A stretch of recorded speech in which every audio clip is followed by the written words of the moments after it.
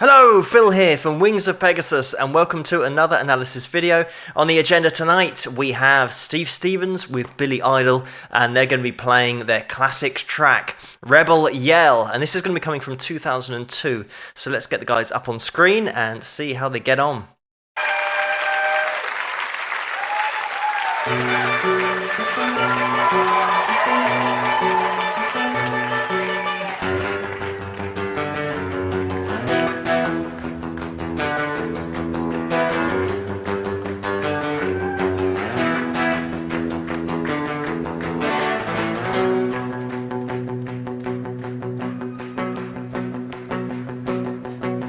Last night a little dancer, she came a-dancing to my door. Last night that little angel, she came pumping on my floor. She said, come on baby, you got a license for love, and if it expires, I pray help from above. Because in the midnight hour, she got more. With a rebel yell, she cried more.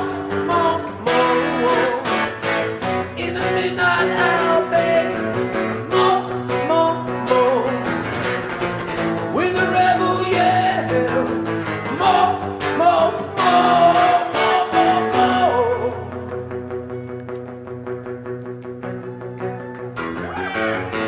She don't like slavery, she won't sit and beg. But when I'm tired and lonely, yes, she gives me head. I said, what set you free and brought you to me, babe? I'm just going to jump in here because what I love about Steve Stevens playing here is bringing in that palm muting during the verses. One of those things that you'll find with acoustic tracks and acoustic versions of tracks, you'll find that with a lot of bands it's so difficult to get that track to translate over, especially when it's of the nature of Rebel Yell. It was such a high energy, really great produced sound on that original record, but then actually taking it into an acoustic setting, you think, how are they going to get this to work? But it absolutely works, the way that Steve really relies on those dynamics, bringing it down in the verse. And just in the intro, the classic intro riff is such a great riff, and he pulls it off really well on acoustic as well. He's never missing anything here, but just watch that thumb as he then travels over from that E string, A string, D string, whilst keeping that upper part of the melody going on the highest strings. You have a really great contrast, and that's why that riff works so well.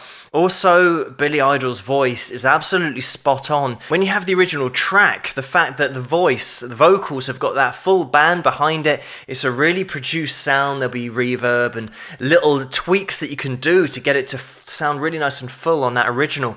But here in an acoustic setting, it's just Billy Idol's voice and there's nothing on it.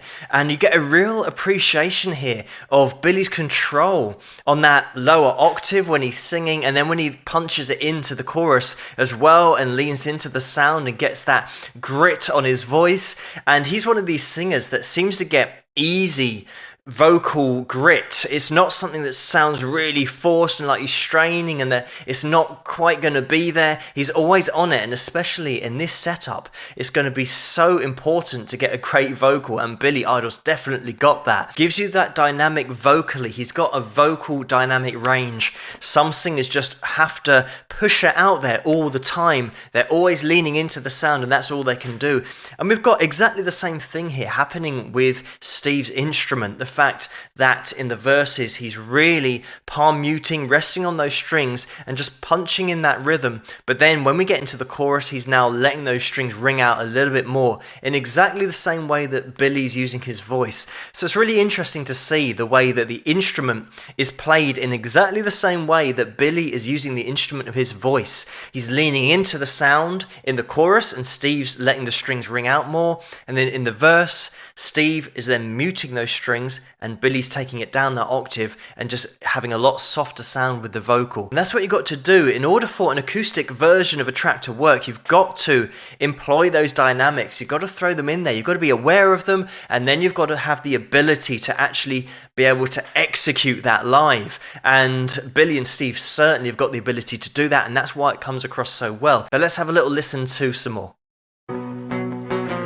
What can set you free and leave you here by me?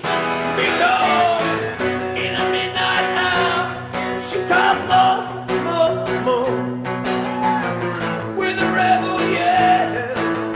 More in the midnight hour, babe. More with a rebel yell. More.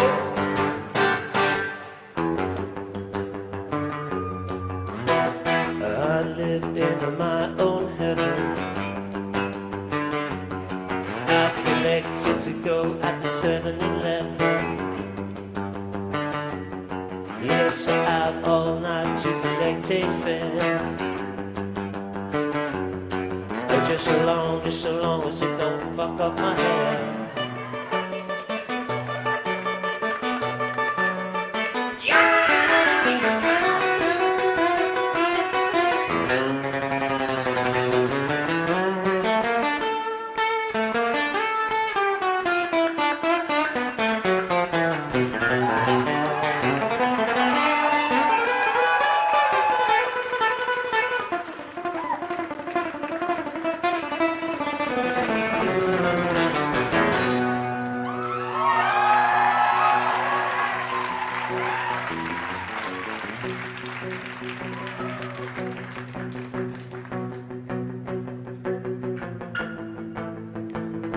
I'm just going to jump in here, just a quick word on that solo by Steve. He absolutely nails all elements here, because when you're playing an acoustic track and yours is the only guitar, going off into a solo is really dangerous territory, because everything's going to drop out and all the focus is then on that lead. If you make a mistake, obviously going to stick out like a sore thumb. But Steve's all over it here, and what I love about this lead break is the fact that he keeps it so rhythmic. He's still keeping a reference point to all the rhythm that's gone before. He's still phrasing it that way, so you can still tap your foot along to it, you can still nod your head along to it, because he's keeping that timing going the whole time. Sometimes when you do play a lead solo, you can go off on your own kind of timing. It's not really that strict, whereas under these settings, because he's the only guitar, he's got to be so mindful of that timing and absolutely phrases it perfectly so that he can then seamlessly blend into that rhythm playing at the end of the solo and keep the energy of the track going. It would be so easy for everything just to fall out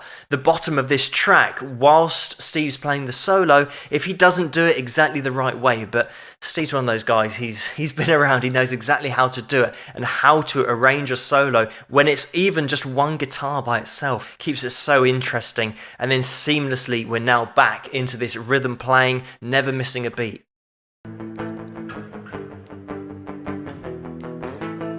Oh, I walk the wall for you, babe. 8,000 miles for you. Now who dried my tears of pain, babe? 1,000,000 times for you, for you. I'd sell my soul for you, babe.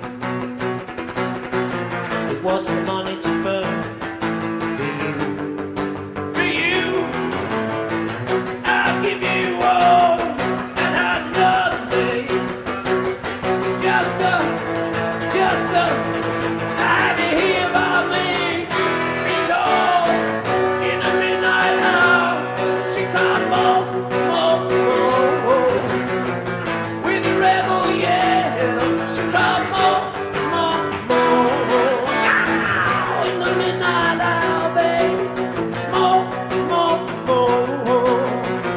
with the rebel yell. More.